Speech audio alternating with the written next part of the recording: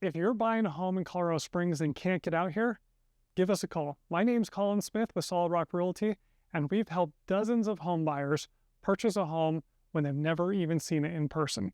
And I'm going to explain how that happens. The process is very similar to working with a realtor as though you're actually here in person, with the big difference being that we're going to be doing FaceTime or WhatsApp video face calls with you to show you the homes in person. Now, I would never encourage someone to take this approach if you have the option. At the minimum, I always recommend to try and fly out to see the property, maybe not before you go under contract, but shortly after going under contract, possibly during the inspection phase. That way, you can see all the flaws of the home in person, especially with our median price being just shy of $500,000. A $500 plane ticket is not that much to fly out to Colorado Springs for a day just to make sure you're buying the right investment. Step one in this process is two parts. The first part is you must sign an exclusive right to buy listing contract with an agent. That defines the working relationship between you and the agent you're working with.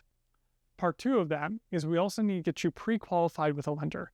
That pre-qualification letter helps us get through the front door so we can start looking at properties. After those two steps are done, we'll schedule video calls when we're at each property, and we schedule them back to back so we can see them one after the other, which helps gives you a good idea in terms of what homes you like, what homes you don't like, what characteristics of a home you like and which you don't as well. After you've found the home you like most, then we're going to be talking about writing an offer to the seller. This offer consists of both price, what we're actually going to offer to the seller in terms of total cost, and terms. Terms are going to be contingencies, and a contingency would be ways in which you're allowed to back out of the contract with your earnest money, as well as other smaller details of the contract. Could also mean negotiating for seller concessions. Seller concessions is money that comes out of the purchase price, out of the seller's proceeds, and gets paid towards your buyer's closing costs. After the seller has accepted the contract, then we must submit earnest money. Since you're out of state or out of area, most likely you're going to be submitting earnest money via a money wire to the title company. There are very specific steps that we'll have you follow to make sure your money wire is safe, because money wiring can be a dangerous game these days with all the fraudsters out there. After earnest money is submitted, we'll get our title work back. Title work ensures that when you purchase a property, the person who's selling it to you is in fact the person who's allowed to sell it to you, and that you're going to get the property free and clear of any tax liens or other concerns that could pop up. After title work looks good, then we'll be scheduling the inspection. The inspection is going to be overviewing all of the physical conditions of the property. The inspector is going to go from the very top of the roof to underneath the house in the crawl space or the basement.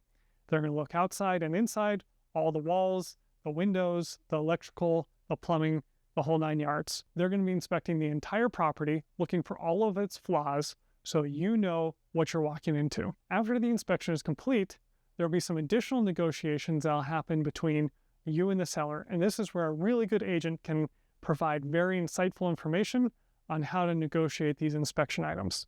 Inspection items are going to be items that are going to be fixed prior to closing, or possibly an escrow check at closing to take care of bigger ticket items that could not be completed prior to the closing date. After everything with the inspection is complete, then the appraiser comes out. The appraiser's job is really to protect the bank and not so much you. And they actually get a copy of the contract before going out. We find that more often than not, the appraised value is the exact dollar value of the contract.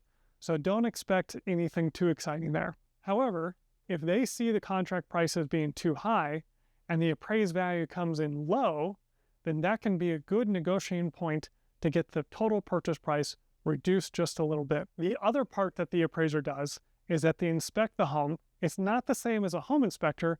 It's a limited inspection to make sure that the property meets the physical condition of the loan type. FHA and VA buyers are going to have to meet the strictest requirements. So it's going to be no broken windows, outlets that are covered, no exposed electrical, no junk in the crawl space, no chipped or peeling paint on the exterior of a home, etc. It gets a lot deeper than that, but those are probably the most common items we see. Once the appraisal has been figured out, then it's between you and the lender to finalize all the closing details. The agent will be there along the way, making sure that all parties have everything that they need and contacting title, lender, and you to bring everything to a final finale at the closing table. Once all the documents are signed by you, the seller, you've paid your down payment deposit to the title company, the lender has made their deposit to the title company, then we're officially closed and you become the new homeowner. The seller gets their money and then all the documents swap hands. So if you're thinking about buying a home in Colorado Springs, reach out to Solid Rock Realty. Our team can help you through this process.